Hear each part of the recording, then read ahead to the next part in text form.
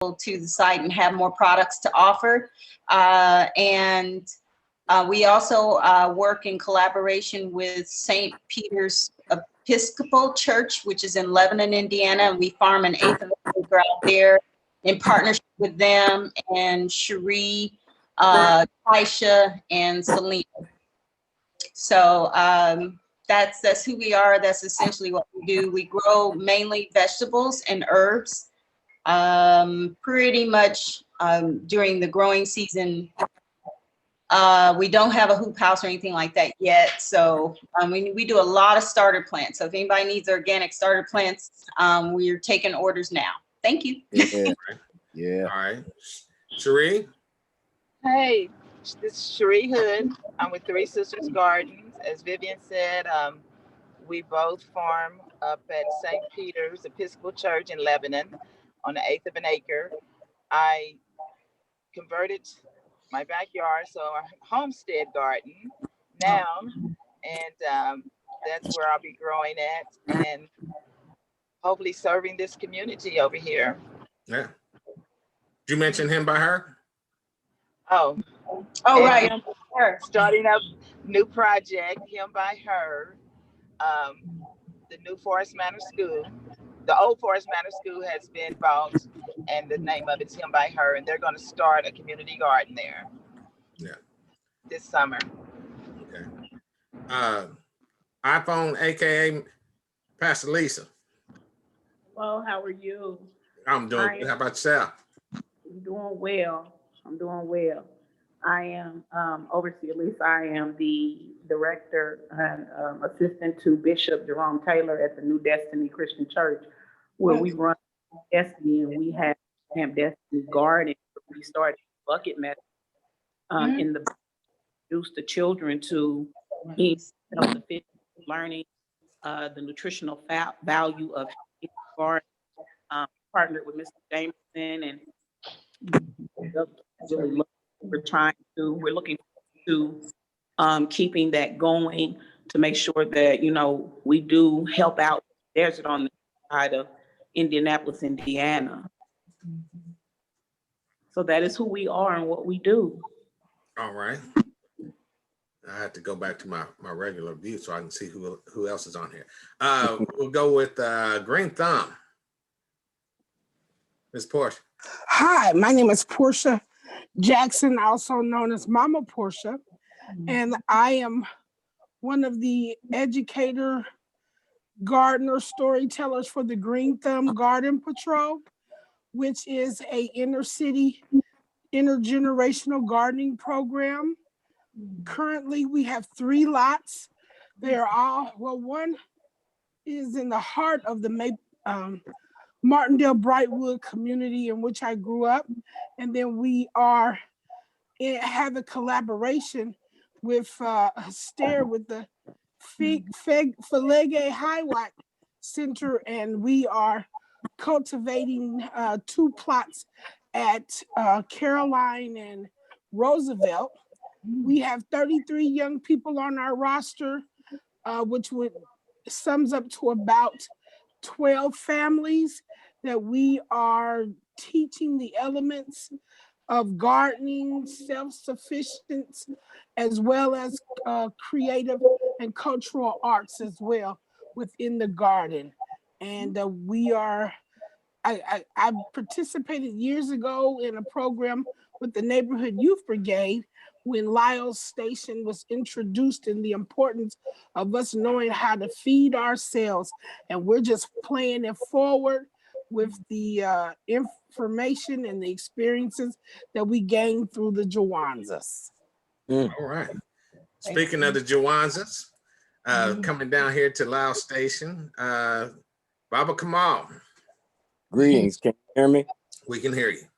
Wonderful. Put a little thread to the that we've had thus far. John's introduction about being good to agriculture.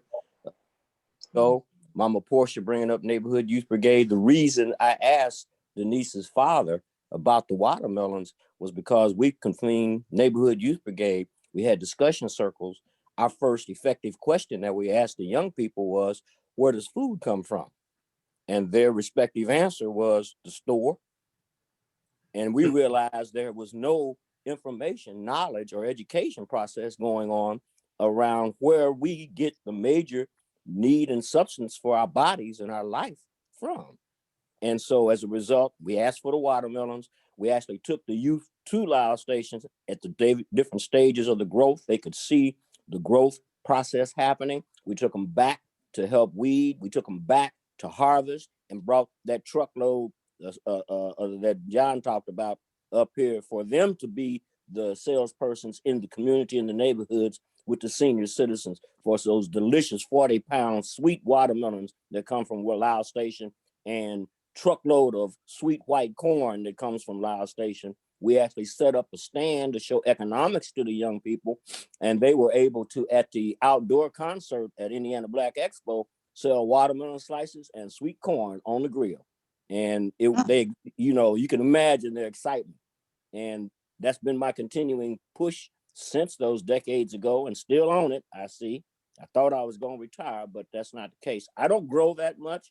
I look and participate in various techniques of growing to try to look for best practices as much as possible and share that through the education process for different dynamics. I have a very small garden in my backyard purposely, because that shows young people and families, you don't have to have a whole lot of space to grow your family needs. If you want to grow for marketing, yes, you do. But we just want to do it like that. And really interested, ultimate, long story short, I'll be quiet, interested in establishing a series of community-based food hubs in this city. A major hub, yes, but in terms of what our participation with him by her and other gardeners are, so we want to see what communities could in fact sustain and manage and use to the maximum a community food hub where we could bring our produce that we grow, and they would be responsible for distribution and learn through actual participation about the food and our nutrition. Last but not least, my first question with young people when I'm working with them are, what are the 3 necessities for life? They generally can't answer, so we inform them: air, water, food. Without those 3, we don't live. That's right. Greetings. All right, thank you. Sister Camille. If you're talking, you're on mute.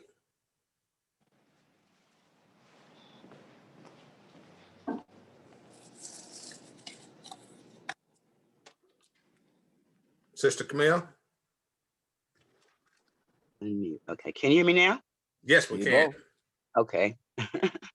I just joined in kind of to listen because Portia and Shauna and I have been working on the same project together. But I just figured out how to get on the Zoom actually a few minutes ago. So I'm just gonna be listening, but we are planning on doing our the 2 gardens that we started, that we've been working on. We're gonna continue this year with them and continue on with this with the Green Thumb Patrol, which is our youth organization. All right. Hey, Miss Mama Camille. Hello, Vivian. How are you? Hi, Mama. Hi. How you guys doing? We're doing well. Good. Yeah, good. and I forgot about Sister Joyce up there. I'll give you an opportunity to introduce yourself real quick. Yeah. Oh, Joyce Randolph, part of the Elephant Gardens. All right. That's it. Okay. All right. We have Joyce Moore and then Lola Bartlett.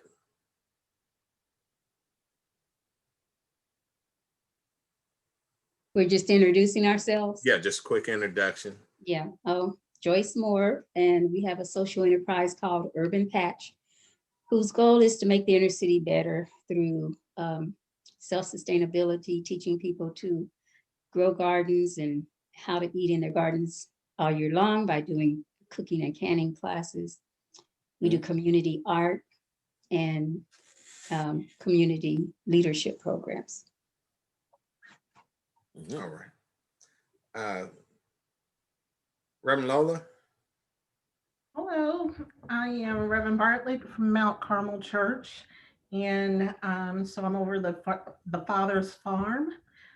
So we have about 2 acres of land that we farm and trying to get fresh fruits and vegetables to our community. Our farm is mostly vegetables. And so we invite, also we have a, not just the father's farm, but we provide a location for farmers, all farmers, to come and sell their produce. And so we are looking forward to collaborating with with all of you to bring your produce to Mount Carmel, and to be able to sell your produce. We're also working on what we call the E3 project. And in that E3 project, we're looking at better ways to take the food directly from the farmer and be an outlet to bring the food from the farmer to the people. And so we are working on that right now. And it's the EATS part of our E3 vision. So the other part is economics and education. And it's all part of the, for that far east side community. So looking forward to working with all of you, already working with Brother Jameson there, and have worked with Sister Cherie. It's good to see you, Cherie. And Portia, this is Lola. Good to see you. I'm glad you're doing well. Lola Simmons. Yes, ma'am. Hello. How are you? I am well. And we even have Yvette out in the garden with us. Oh, wonderful. That is awesome. Yes. That is awesome. I am glad to see she's getting that. That's yes. Good. So we had Sister Sharana just popped in right quick. Sharana, if you would jump on, do a brief introduction.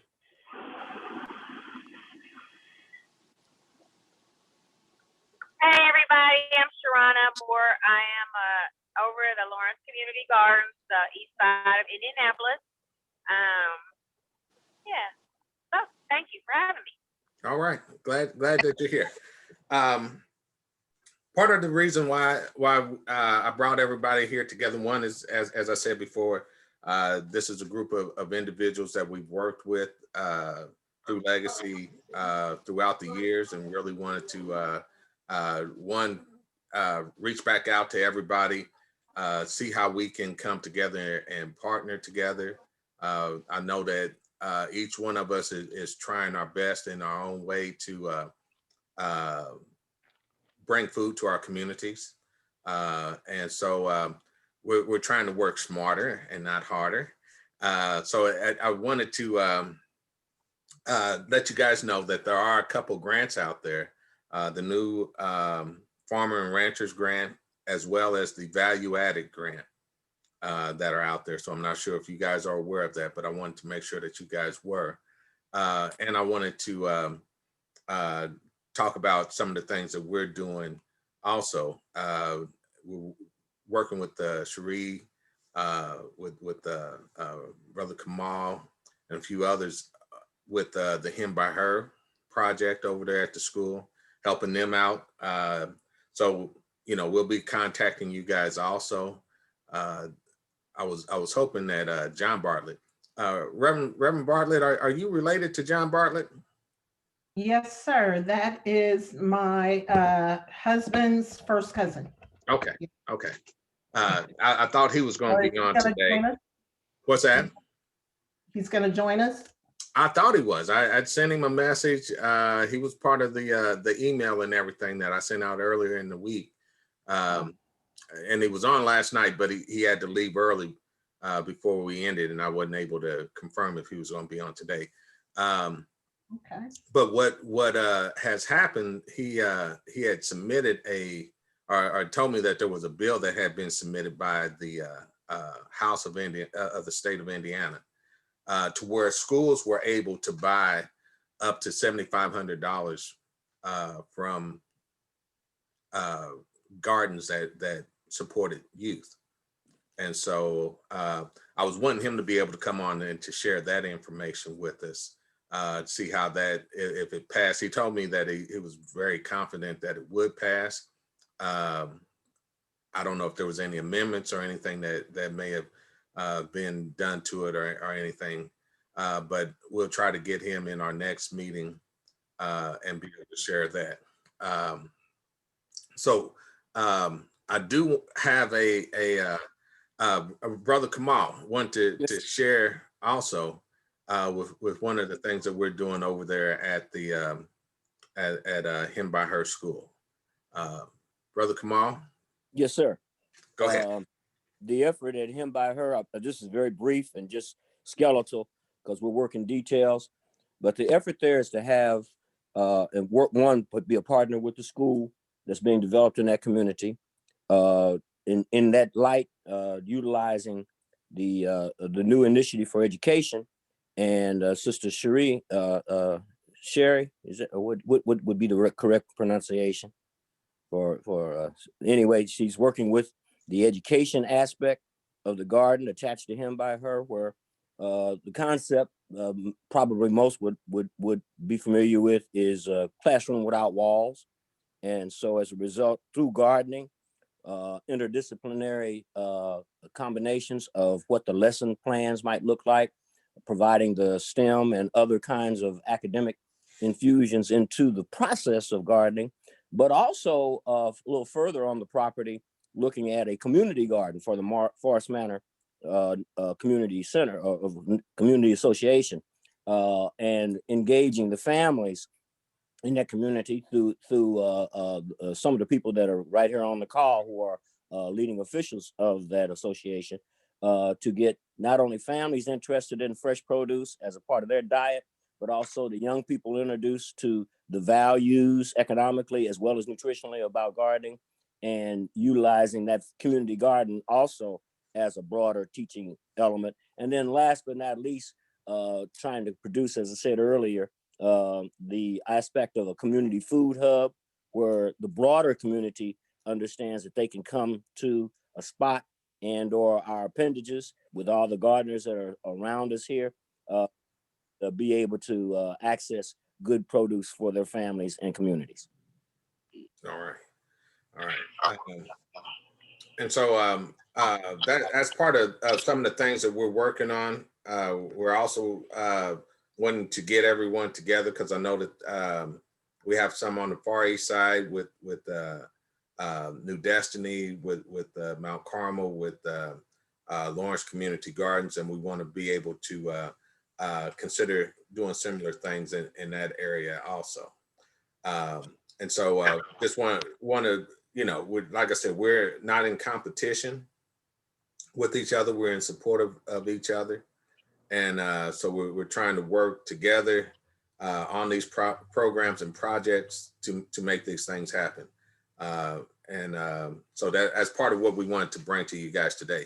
I have an opportunity to introduce a young man who I just met over the past couple months. I've been chasing down folks all across the country, trying to figure out how we can work together, how we can get this stuff to happen, how we can get someone to assist us. And because I'm as we've always said, there's no sense in reinventing the wheel. If there's something that's already established out there, let's discover it and let's put that to work here. And so I found such a man. And so I'm introduce to you guys Mr. Arthur Hawkins.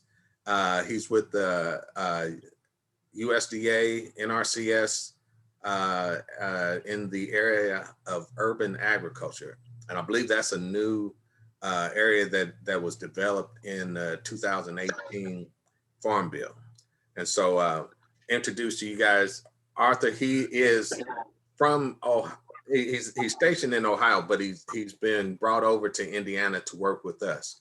And so he reached out to me, and I was telling him about the groups that we had in Indianapolis and elsewhere. And so he's like, hey, those are the people I'm looking for, I want to talk to. So let me introduce to you guys Arthur. Arthur, go ahead and share your information with everybody and what you're about and what you can share with us today. Go ahead. Thank you. Thank you so much, Mr. Jamison. Greetings, everybody. Arthur Hawkins. Everybody calls me AJ, though. As Mr. Jamison said, I've been with the USDA, Natural Resource Conservation Service, for about 10 plus years now. My current role is urban conservationist in Cleveland, Ohio. I've been running the Cleveland High Tunnel Initiative there for the last 5 years. I also serve as the National Black Emphasis Program Manager for the agency. And as Mr. Jefferson said, I've been brought over to Indiana to work as the Assistant State Conservationist for partnerships.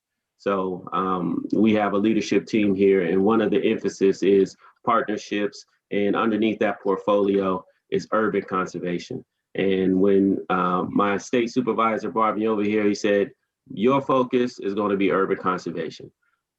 So I want to reach out to you guys to share some information with you and make sure everybody's has an understanding of USDA, the resources we have, how to leverage them, how to access them, who your point of contacts are, and just how you navigate through USDA resources. I also want to say, I was also born in Indiana.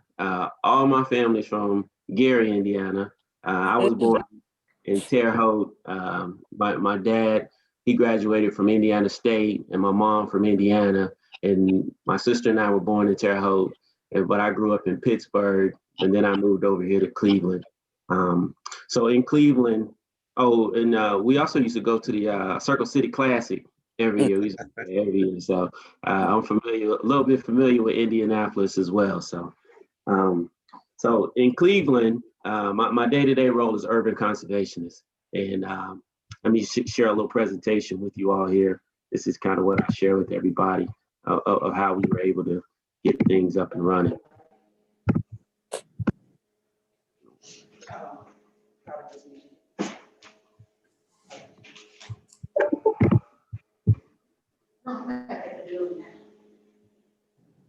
All right.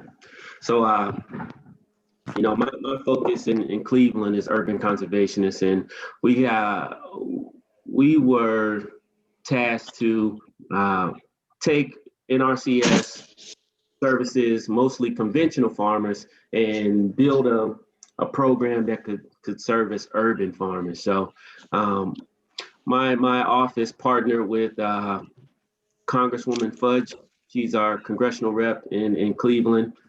She's now the Secretary of HUD, but she was very passionate about district, making sure that federal resources were being deployed within her district. So she tasked our office to really combat food deserts within the area. Food deserts, food insecurity, environmental justice issues, and health disparities. So what we saw that we could do directly and immediately was our high tunnels. So my leadership in the state of Ohio came up with this high tunnel initiative to deliver NRCS USDA resources directly to the urban gardeners, urban farmers, and producers in general. So our primary focus was how to combat food deserts. So this is a map of Indianapolis, and it just shows the plethora of food deserts that are within the city. And through studies and examinations, we know that folks that live in food deserts have a lower life expectancy just because of lack of healthy foods and access to quality health services. I'm not sharing anything new with you all here. I heard everybody's projects and your focuses. So, but I just want to demonstrate to you that NRCS, the USDA understands this, and we're making efforts to address it. So, so just through discussions with local elected officials and career USDA officials, we were able to put this project together. And in 2012, we put this pilot project together to bring USDA resources directly to individuals like yourself, directly to the ground to help people improve their operations, grow their operations, to allow their operations to more effectively serve the communities that we live in. We all know that we want food that's fresh, food that's local, that we know where it came from, food that's free of contaminants, food that's going to power us, our minds, our bodies, and our communities to do the very best that we can. So this slide here just covers the program that we use, EQIP, the Environmental Quality Incentive Program. It's our primary cost share program, and we utilize this program to service people in urban areas. So we can use this program. It's a national program that's used everywhere, but typically not used in urban areas. There are no restrictions to use the EQIP program in urban areas, but sometimes there are local laws, local municipal restrictions as far as building permits, access to water, that can frustrate our EQIP program. So that's why it's not heavily utilized there, but that's why we need support of local elected officials to make programs like this successful. So this is kind of the meat of the program. So basically your site must have some cropping history. So you got to demonstrate that you've been growing for at least a couple of years.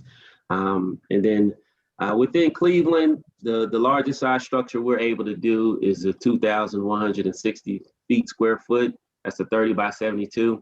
And that restriction is primarily due to the building code restrictions for the city.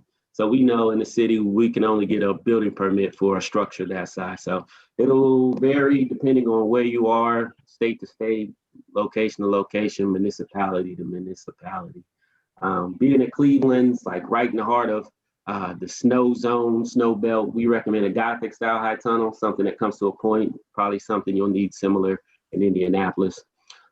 We are not permitted to put these structures on asphalt. They have to go right into the traditional soil profile. The maximum, we do allow people to do raised beds, but it can't be any higher than 12 inches. So we can't do tables, we can't do, elevated growing stands, because our dollars are, specifically for growing within the soil profile, protecting the soil. So we have to stay within the spirit of that. We recommend soil testing, just so, urban areas, sometimes there's heavy metals in soils. So you need to be mindful of that. How you apply, you can apply as an individual, a for-profit corporation, or a nonprofit entity. So you just have to demonstrate a basic control of the land. So how we do that is we go on the local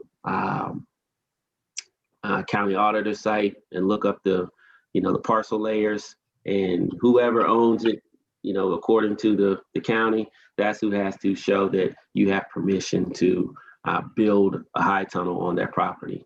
I always like to tell people that, so the financial resources that we provide, it's not a grant, it's not a loan, it's just like getting additional income. So folks receive a 1099 to follow along with their traditional taxes. So this program is, like I said, it's available everywhere, but we were able to package it and market it in a more condensed, concise version for our urban producers. So it's not something that's available in the format it is in Cleveland. It's not available yet in Indianapolis, but folks can still apply within their designated counties for these services. So you have to demonstrate some eligibility. So you have to get a farm and track number, and then you apply for the EQIP program. And then once you're funded, you get your building permit, and you build your high tunnel, and then hopefully, folks will still come to organizations like Mr. Jamison's and get their education and training and things of that nature. So like I said, Application requirements, you gotta have a farm number, track number, basic interest in agriculture, control of land. You apply through the EQIP program, and the local field office that you apply to will find that resource concern to address. So the partners that we have in Cleveland to make this program effective: Farm Service Agency, our Soil and Water Conservation District, our extension offices. I have OSU there, but it would be Purdue Extension in the state of Indiana, and then our municipal offices, and then our elected officials, congressional reps, and state representatives. So we help folks with the high tunnel, but we also help folks with watering systems as well. So what you see there is a micro irrigation system, and they're just installing a drip line tape system to efficiently water their crops. That tape there has 8-inch or it has 1-inch emitters spaced out every 8 inches to help water the crops. And those come with timers, so if you got multiple sites that you're managing, you can have the satisfaction of knowing that, hey, at a certain time, your crops are going to be watered thoroughly every day. So that's just a demonstration of a raised bed layout, folks making use of the full space of the high tunnel, and then folks making use of the vertical space, stringing up their tomatoes there. So, it sounds like this group is comprised of experienced growers. So, high tunnels basically are used to extend your growing season. It's like planting or transplanting your garden, move it at 500 miles south, so you just have a whole new climate that you'll have to manage. So this picture was taken probably early April, and it just shows that outside it was probably 50 degrees, but inside it gets to 80 degrees once the sun heats it up. So when we partnered with the congressional office in Cleveland, they gave us a goal of 100 high tunnels. They want to see 100 high tunnels up in Cleveland. So in 2018, we hit that goal of 100. We started in 2012, 2018, we hit that goal of 100. And to date, we have over 120 high tunnel structures up. And we've allocated over $1 million within the city of Cleveland to help urban farmers and urban growers. So things that folks have to take in consideration when they're starting their urban operation, partnership and support, like you all are doing here today, cooperation, be mindful of the municipality restrictions as far as zoning and building permits. Always good to have that neighborhood support. Just have working knowledge of whether you're allowed to market on your site and things of that nature. Access to water is a big issue. In Cleveland, they allow us to use the fire hydrants, but some people will, get rain barrels and stuff like that. And then just be mindful of the environmental justice issues, soil contamination, debris in the buildings. Just be mindful of what's in the soil and what your crops could potentially draw up. So we know that urban agriculture is a strong and growing movement. It's expanding into new cities every day.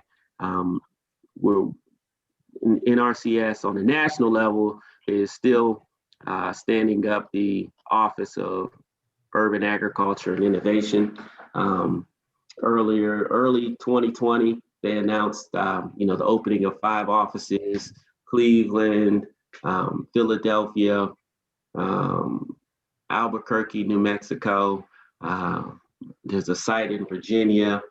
And then recently they just opened up 5 more in New Orleans, Texas, in California, and in Minnesota as well. So things are still expanding, things are still growing, and resources are still being figured out. Right now, they're working on a committee for the national office to really hone in on the resources that urban producers need. So we're going to need folks like yourself to continue to be involved, continue to talk to your elected officials, and continue to reach out to folks like myself with NRCS, USDA to deliver the resources that you all need.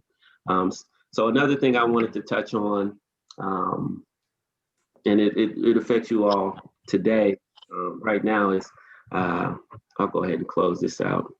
I'm sorry, let me pause. Does anyone have any questions on anything that I presented in that presentation? Hi, Mr. Hawkins. Is it too late to go on and apply for that for this year, or what's the application process in Indianapolis, and how do we get moving? Well, the application process in Indiana is we'll have to pair you with your local field office.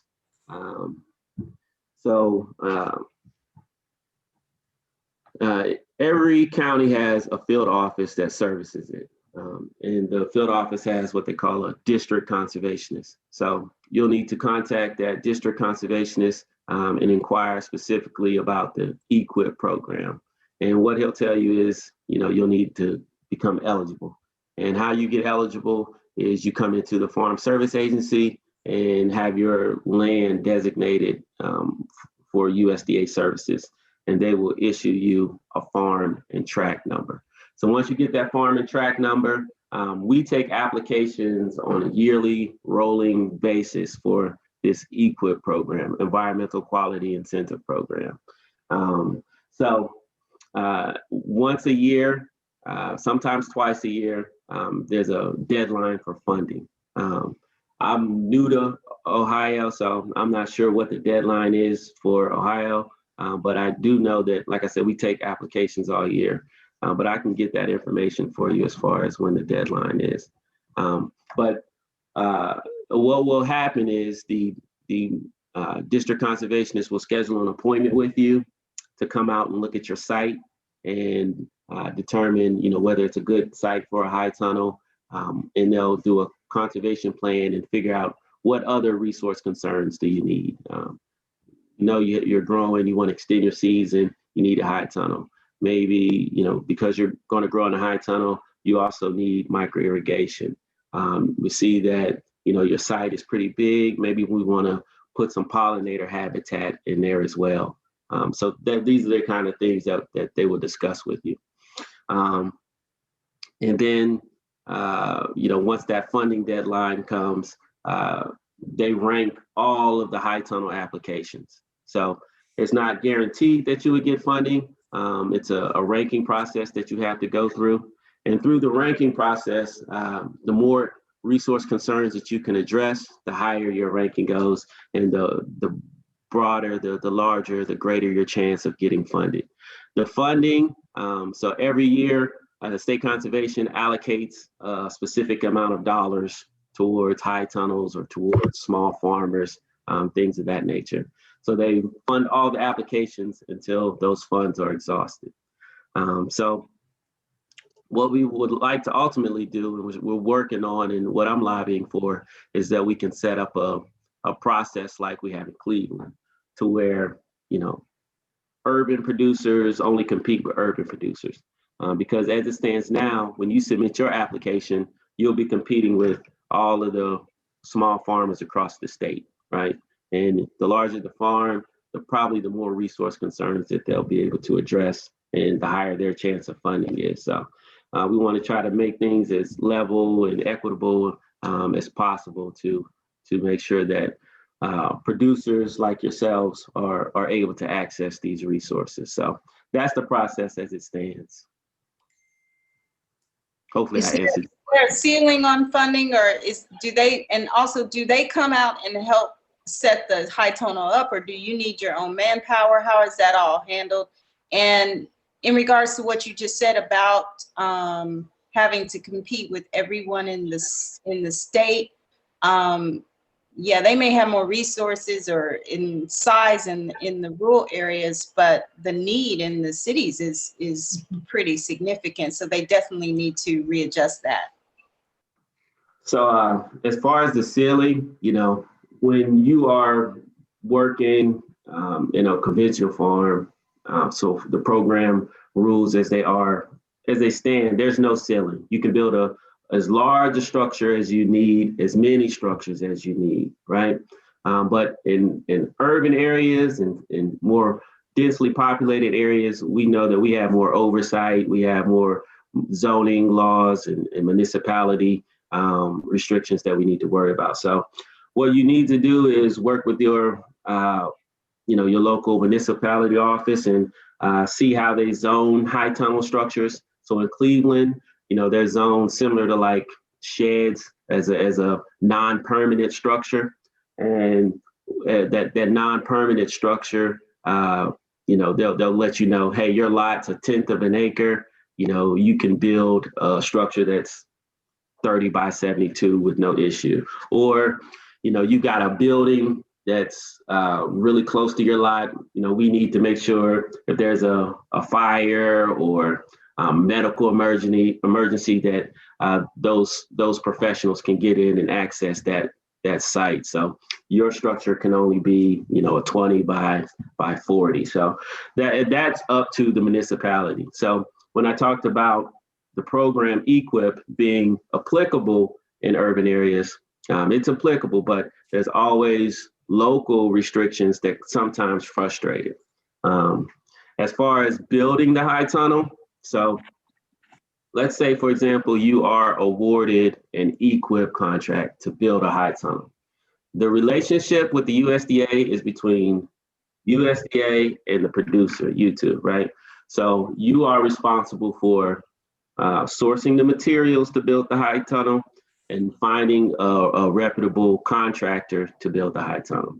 Now, we can give you a list of folks that are available to complete these services, but as a government official, we're not allowed to recommend anyone. But I'm sure you'll do your due diligence, and I'll give you the case scenarios of how things are done in Cleveland and how things are done locally. We'll share that with you. But the relationship as far as the finances is between USDA and yourself, and then how you manage and spend those dollars, that's up to you completely. Now that's good and bad, right? So it's good if, so here in Cleveland, most of the high tunnel applicants get their materials from the Amish. They get the best price point from the Amish community. That's where they get their materials from. And then, if your structure is small enough, sometimes you can build it yourself. Now, this high tunnel cost share, you see there, I have $4.03 per square foot. So what that is a national estimate of how much it costs per square foot to build a high tunnel. And NRCS is going to provide you 90% of that estimate. So that's what that $4.03 represents, a 90% estimate per square foot of how much it costs to build a high tunnel.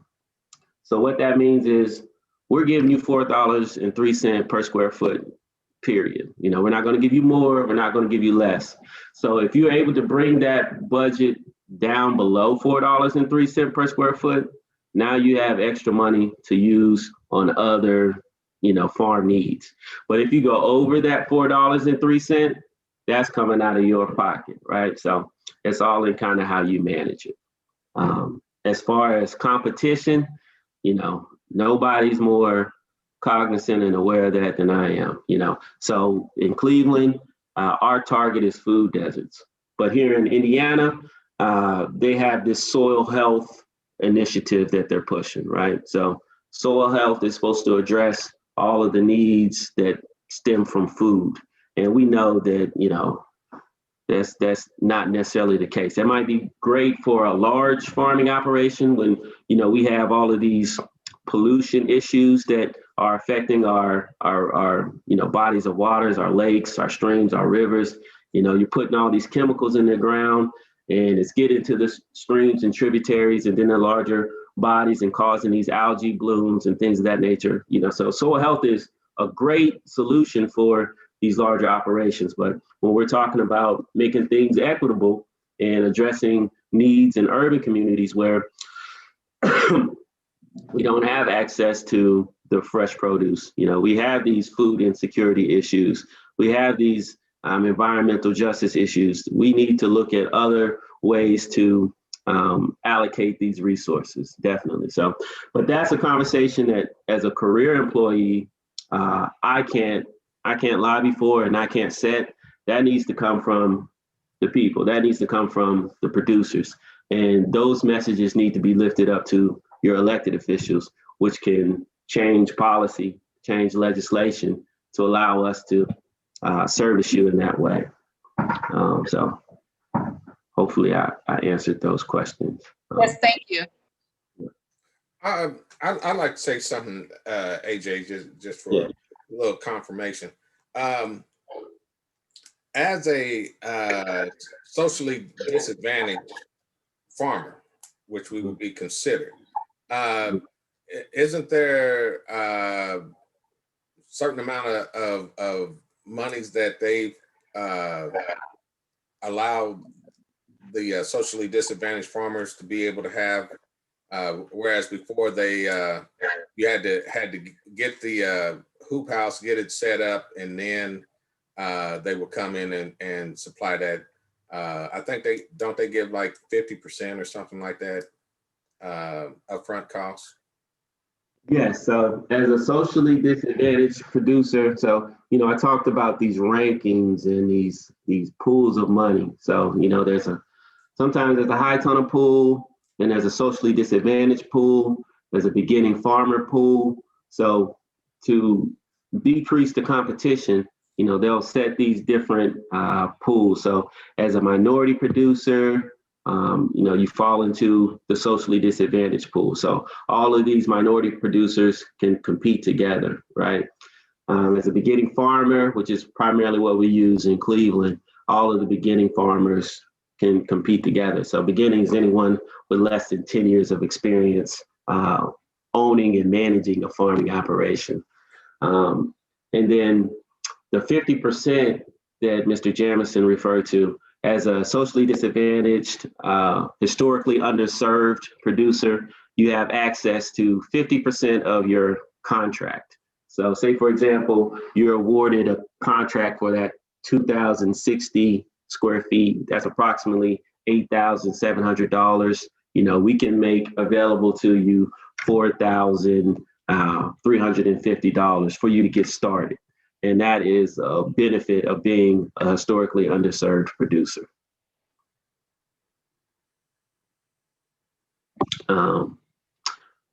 Do they match the funds? So you have to match the funds with the socially disadvantaged program. I mean, or are you saying that in conjunction with EQIP? Does EQIP, because you said EQIP would do 90%.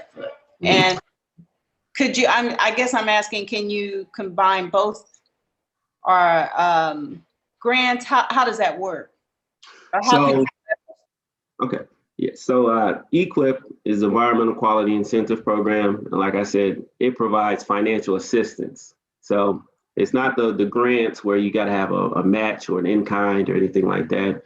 This is something that's specifically for farmers, and we give you the money outright. So through EQIP, like I said, if you get that 2160, that $4 a square foot, $4.03 per square foot would yield, you know, roughly $8,700, somewhere in that ballpark, right? So that's the 90% that you would receive.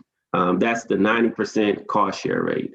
So your conventional producers would get 70% cost share rate. But because you're historically underserved, you would get that 90. So because you're historically underserved, you also have access to an advanced payment. So the advanced payment would be half of that $8,700, right? So you get half up front to start the practice, right? And then once you get your materials, you build that high tunnel, I come out and I review it and I say, hey, good job, you know, everything looks good. Then I pay you the other half of the funds, the other 50%. So yeah, the advanced payment is something that's strictly for historically underserved producers at 50%. Arthur, this is Kamal. Quick question. Yes, sir. Any experience that you can share with us being urban and being gardeners, farmers, if you will, any experience that you can share that speaks to multiple tracks? Sounds like each track or farm must have its identity, and the utilization of funds across multiple tracks, being urban and in some cases, like you said, restricted because of development and other kinds of things, would be helpful in our venture. We're partners of different varied relationships, but have committed to work together to be able to help, alleviate, if possible, the quote unquote food desert we call food apartheid here in the Indianapolis area. And so just want to see if there's any experience that you can share with us being a conglomerate of multiple partners in our effort. So for the specific program and benefit that I'm talking about, EQIP, when you go into get your property and land eligible, they are familiar with working with farm operators that manage multiple sites, multiple pieces of land, or what they'll call multiple tracts, right? So as the primary operator, they will issue a farm number for that operation. And then they'll issue multiple tract numbers for each individual piece of land. So they'll have people designated as landowners. So the people that own the land, they'll be the landowners. And then the farm operator will be listed as the operator, right? So you can have multiple tracts, and then, as you apply for EQIP, you're freely allowed to put high tunnel structures,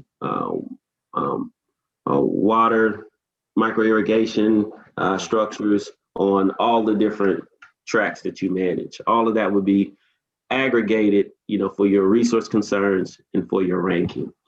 Now, as you're talking about, at least I think you're talking about as a more of a conglomerate, more of like a cooperative. Is that what you're asking about? That was just a descriptive term. We'll name ourselves as we need to be eligible for the application. As a more of a cooperative, there are other USDA resources that would benefit, people coming together and utilizing sources in that manner, as far as partnership agreements with NRCS or, grant opportunities with NRCS, those type of opportunities look more favorably on, affecting multiple producers and multiple tracts of land, right? EQIP is really more for, sole entities and sole operations. But what a resource I plan to provide to you all is it's this farmer's guide. I know I got this filter on, it's probably messing it up. I'll put it in the chat. It's a farmer's guide to farm bill programs. Okay. And it also has a guide to navigating and understanding USDA federal resources. So I think it's like a 100-page document, and it really gives a comprehensive look and understanding of all the programs and how they can be leveraged. Okay, thank you. So are there any more questions about that presentation, or just anything in general before I move on to the other topic that I wanted to touch on real quick? Okay, Miss Lisa, are you talking to us, or are you just using your hands talking to someone else? You know me better than that. It's always multiple things. Okay, I was just wanting to make sure. All right. That's all right. Just want to make sure that if you had a question that it was going to be reached. I got multiple slides going on over here. Okay. All right. Yeah, the next thing I want to share with you all is a local. I'm sorry, go ahead. A couple of years ago, we helped a friend put up a high tunnel And it took them all summer. And I just wonder, is there a time frame for putting those up? Because it ended up being just him and my husband, me putting it up. Well, excellent question. So yes, there is a time frame. Once you are awarded an EQIP contract, from the date you sign the contract, you have 1 year to implement the practice, right? So you have 1 year to implement your first practice. So if you only have a high tunnel in your contract, you would effectively have 1 year. If you have a high tunnel as a practice and a micro irrigation as a practice, you just got to get one practice implemented within the first year. So that's how they manage that. I was wondering, it took us like 2.5, 3 months to put it up. And I was always wondering if there was a time frame for that. Now, if you request and are awarded an advance payment, you have 90 days to spend those dollars and then get the high tunnel up. Okay. So it's a benefit for urban farmers, but it comes with some strings. I have a question. I wanted to make a comment about the high tunnel that we got through the EQIP program. This is Sharana. We did do a fundraiser to raise the extra money. It cost an additional like $4,000 for them to put it up in a day. So, and that was with Nifty Hoops. But the good thing about that is that we were able to sign over the money that was going to be coming from the EQIP program to our contractor. And so we never had to, all we had to do was pay the additional money for any additional items that you wanted added onto the hoop house, like the solar panel or things like that, that you needed added. You just have to pay the extra for that. Okay. Yeah. This is Lisa, and you said with the advance, there's a 90-day to get the project up, correct? Yes. Okay. Well, there's 90 days to spend the money, right? Not to get it up. It's 90 days to spend the money, to dispense the funds. Dispense the funds. Yeah. So be that in getting material, getting people in the place to get it done, it has to be dispensed within 90 days. Yeah, you just have to provide a receipt showing that the funds have been spent, on the towards the completion of the practice. Okay. And to Ms. Moore's point, the 90% cost share, that estimate comes from just building a standard high tunnel, without all the bells and whistles. If you decide to get a structure, that has solar panels, that has, extended doors, that have automated sidewalls, that has, vents up top, that has, a thicker grade plastic, all of that is going to increase your bottom line. And NRCS, they just hold at that standard cost share of $4.03. They're not going to, and if you get a contract for 2,160 square feet, but you decide, what, that's really too large for me, I only want 2,000 square feet. You may have money that shows, there's $8,700, but NRCS, they're going to measure it and they're only going to pay you for what you build. So just because you have the money in the contract, if you don't exercise that full square footage, they're only going to pay you for that, what you build. So yes, the other thing that I wanted to talk about is here locally, hopefully everyone is familiar with the Soil and Water Conservation District. I talked about that soil health initiative that they are establishing. They just recently hired the soil health director, and they're in the action of hiring 4 regional soil health providers, soil health specialists, and those folks should be up and active within the beginning of March. So what they plan to do is house the 4 regional soil health specialists in the 4 area offices that NRCS has across the state, one in the Northeast, one in the Northwest, Southeast, Southwest, and that specialist is supposed to service the broader area. So that specialist is supposed to act really as the official or the representative that you want to direct all of your urban ag needs, you know. So, hey, soil health isn't working for us. We need something that addresses food deserts. And that soil and water conservation, soil health specialist is supposed to, you know, elevate those needs. And that's how we'll get those initiatives and resources in place. So they might not be able to do something that day, but you know, your passionate convictions will help bring those resources down the line. So yeah, that was the final thing I want to share. And then, like I said, those resources, I will send those to Mr. Jamison, and then he can distribute them to everyone to make sure that you all get them. And I'm going to put my email and contact and phone number in the chat. And, you know, if you all have any questions moving forward, feel free to reach out to me, and, you know, I can help you, assist you best I can. But that's pretty much all I have. I appreciate your time and attention.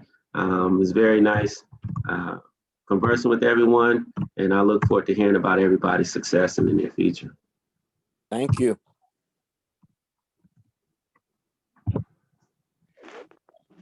Let me come off of mute. All right. Don't you guys think that this is the last time that you're gonna see AJ? You know, we've already talked, and we've talked about some of the things that we need to address in the community as far as getting congressional help and everything else. And some of you guys were on last month when we had Congressman Andre Carson on. And of course, John Bartlett, state rep, has been in our meetings before also. And he's looking at getting an opportunity to come by and do a personal visit.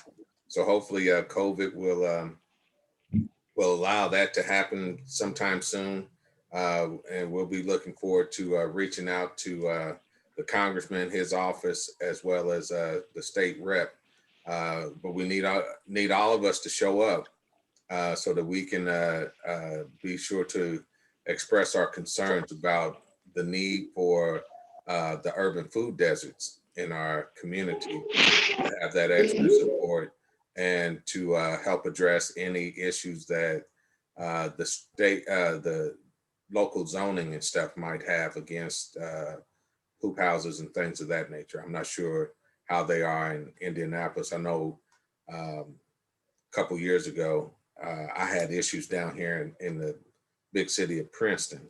And although that there were already hoop houses up, you know, one of the neighbors complained, and so we had to go before the city county council about it. So, but those are some of the things that AJ has also said that he would be willing to work with us on and have those discussions with us. So I didn't know if anybody else had any other questions or anything about what's going on, but we're looking at really trying to stress the co-op and partnerships. I know that we've had co-ops before and everything else, but we need to really partner together on these efforts. I know that Sabeco, he's come in from Flanner House and from the organizations that he works with also on the west side of the city. And so, but just wanted to stress our need to come together and to pull together to make these things work. So we will be contacting everybody soon about some of the initiatives and things that we got coming up. Be sure to copy down the information in chat. AJ has put his email and his phone number in there. As soon as I get the information from him, I will be forwarding that to everybody also. Okay. So Can you tell me? Okay, go ahead. That guide, the farmer's guide that you were talking about? I believe she's talking to you, AJ. Yeah. You had talked about a farmer's guide. Can you were going to put the link in there? I'm gonna send it as an attachment to Mr. Jamison. Oh, okay. And there'll be about 4 or 5 resources that you all can look through. But the farmer's guide is like a condensed version to all the USDA programs. And, it talks about, how do you get funding? What resources are available for farm management? What resources are available for farm conservation and environmentalism? And then what resources are there for like recovery and disaster relief and stuff like that. So Okay. That's that 100-page document you were talking about. that's a 2-pager. The 100-pager, I just got it yesterday, so I didn't get a chance to go through it fully, but I assure you some good stuff in there as well. Okay, that's the one I was asking. Did you have a link to that one too? Sure, I can include the link and the file. I'll do both. Okay. And then I'll also include the links for the value-added grant and the farmer rancher grant that's out right now. And my hope is, as I said before, we're not in competition with each other. We're in support of each other. So we really need to share the information that we have and any thing that we can get, because it benefits us as a whole when we're all able to come and work together. And if there's a bump in the road, to share that information, or if there's a helping hand out there, to share that information. So that's what we're trying to promote here, so that we can work together. Sabeko, I know we didn't get a chance to hear from you. If you'd like to do a brief introduction of who you are and your operation. No, Sister Vivian had her hand up. She going first. I'm gonna do that. I'm gonna do that after she talk. Okay, I'm sorry. I didn't see her right. I thought she was talking to her mom over there. Go ahead. Sorry about that. It's just a question I had. Thank you, Sabeko. It's just a question I had about the value added that you mentioned, John. What's the time limit on that? I know you're going to send the link. It's like mid-March. Mid-March is when it's due. And is that matching funds for that? Is that a? There are matching funds with that. Okay. All right. That's what I thought. Thank you. All right, Sabeko Jawan's the Director of Food Justice at Planter House. Here, just trying to make sure that I provide not only a nonprofit kind of avenue for assistance and help, but also community connections. That's kind of my thing, is being able to connect with many different people throughout the community. And particularly, I've been working in food justice for the past almost 4 years now, particularly with young, what we call opportunity youth, 16 to 24. But we established a farm, 1.9 acres, bodega style grocery store where we sell the produce from our farm, and currently working on a greenhouse to be able to establish year-round growing. So I was very interested in the hoop house and those builds that you were talking about, particularly within a community setting, so that we can start doing year-round growing here in Indianapolis on a community level and a community basis, and controlling that aspect. And very, very happy to hear that there's some water, soil and water avenues that we're thinking about, because a lot of our lots and plots of lands don't have that irrigation coming forward. So that's good. And I also want to give everybody kind of a heads up. There's a couple of initiatives statewide that are going to be dealing with food. And I'm a part of some of those conversations, and I believe I'm one of the only community voices there. And so I'm going to kind of utilize everyone that's around here. And I've kind of talked to some of you all already, but they're asking who else to be in the conversation. And so I'll make sure I talk to you all individually about it, but start giving you all information and giving some of these entities information so that they can come talk to you all about what's going on a community basis and what you all are doing and how we can help formulate this plan for a food secure state. There's an actual initiative right now with the LENCO for a food secure state put on by the governor and the mayor So I want to make sure everybody's aware that I'm going to be utilizing this network to kind of help with that community voice for that. Sounds great. Be very interested in that.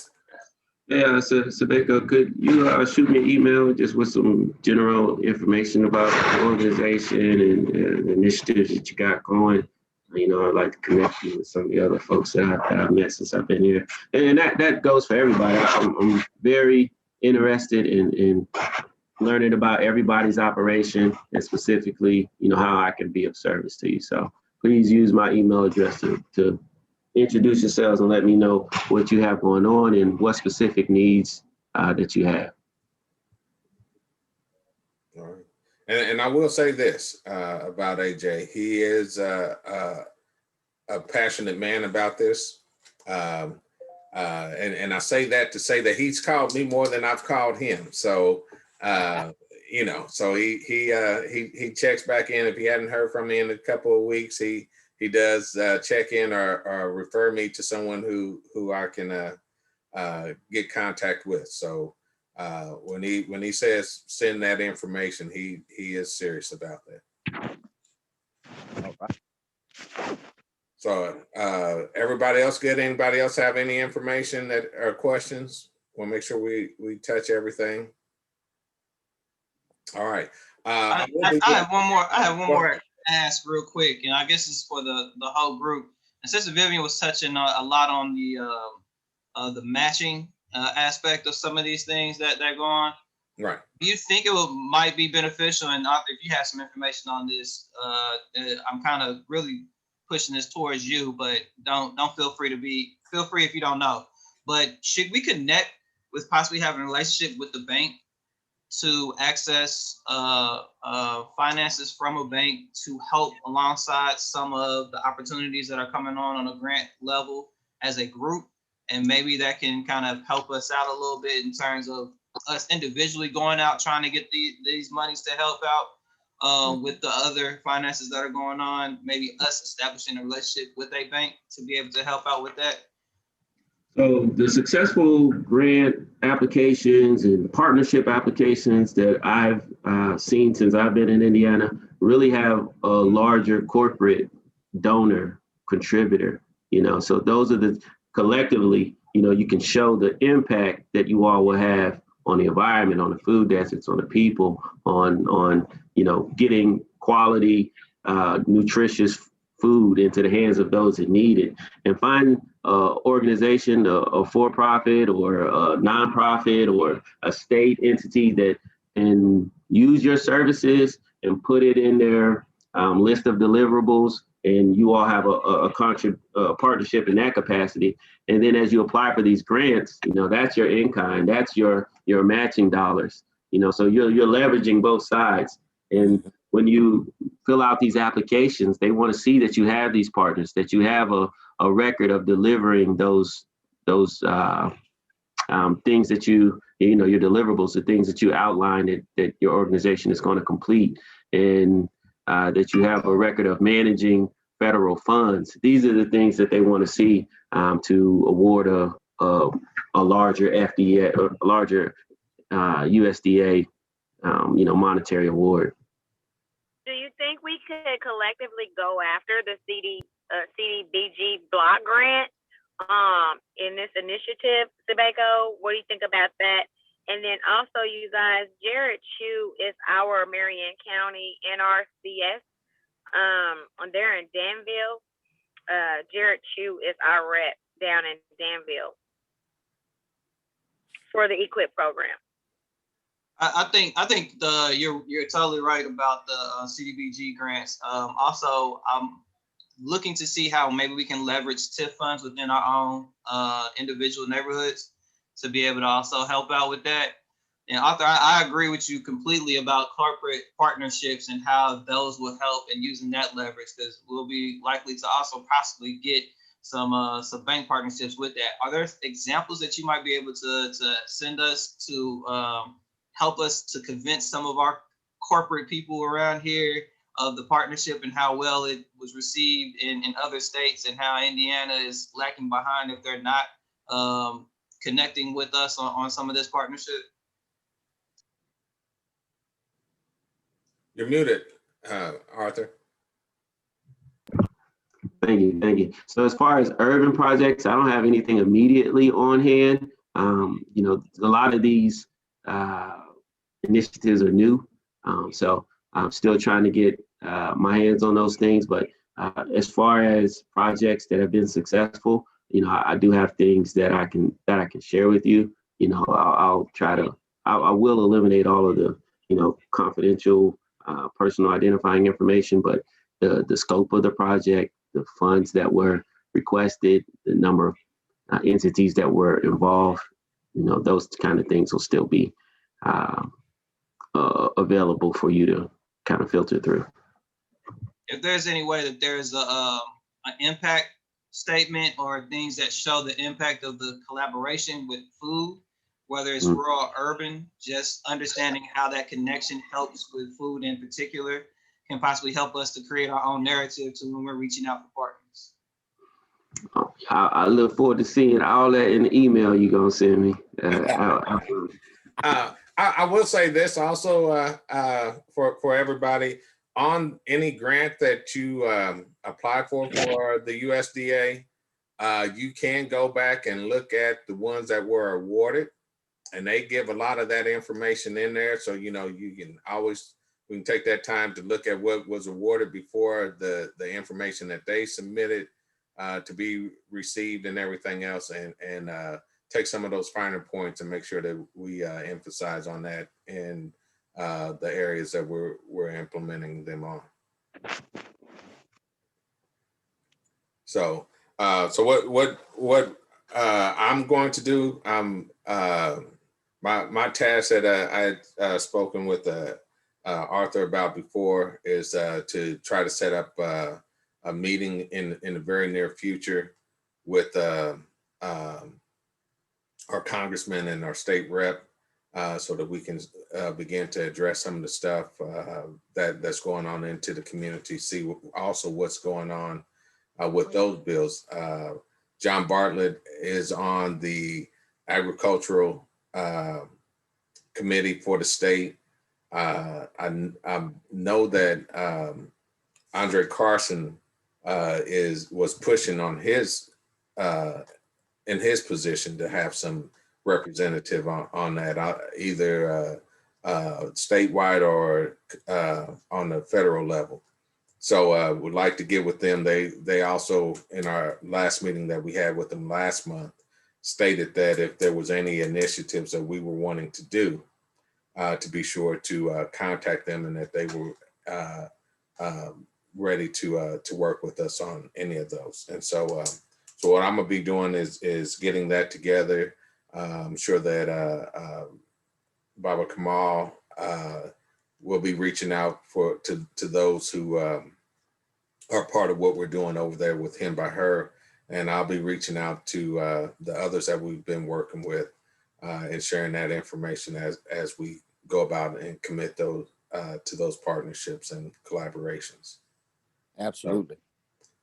So we'll be reaching out, sharing some of the information that we've already been working on, and how we can begin to work together. We can start to work together and start planning for these CBG grants, and that's community development grants. And so and have a strategic understanding of how we need to do that. There's some forms, and it might be part of the forms and stuff that Arthur is going to submit that we will be walking through to address, you know, what our needs are in the community, how we go about addressing those needs, who will be our community partners in these areas, and things of that nature. So that's going to be part of our next one. I will be sending out that information for all of us to be able to sit down and look at. And then in our next meeting, we will begin to address that. Just trying to see right now whether or not our next meeting will be with the congressman or not. Just trying to see what his availability is, and then we'll go from there. So appreciate everybody taking time. You know, we try to keep our meetings in an orderly way so that we don't waste everybody's time. If there is anything that anybody is doing that they would like to partner and share with the rest of us, I will make sure that we're all on the same email listing, and you can just forward that to everyone or to whom it is that you're looking for. I will also include AJ on those email listings so that he can kind of keep abreast of what we're doing here also. Thank you, guys. Thank you. All right. All right. Bye. Peace. Reverend Lisa, I'll be contacting you soon. Thank you, Arthur, for coming on and your participation. Greatly received. No, sir. Thank you. Appreciate you. All right. Thank All you. right. All right. Thank you, guys. You're contacting me, Mr. James? Yes. I'll be contacting you soon about what we're looking at doing over there with New Destiny. Okay. Okay. All righty. Give me a call. I'll be looking for it. All righty. Thank you. Thank you. All right. Bye, everybody.